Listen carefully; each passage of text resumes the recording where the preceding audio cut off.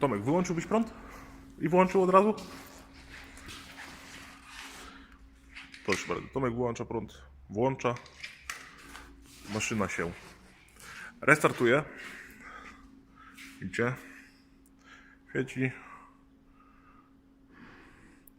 Ciemna. I czekamy, aż się uruchomi. Muzyczkę sobie wygrywa.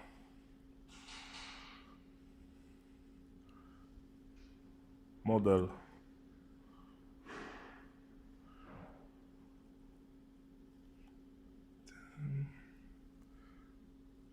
Ale dobroci.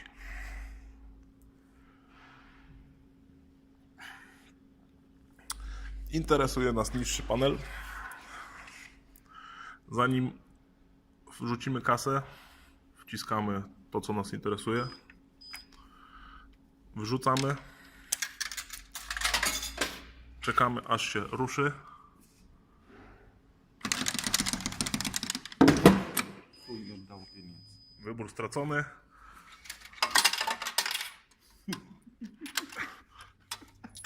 I mamy kasę.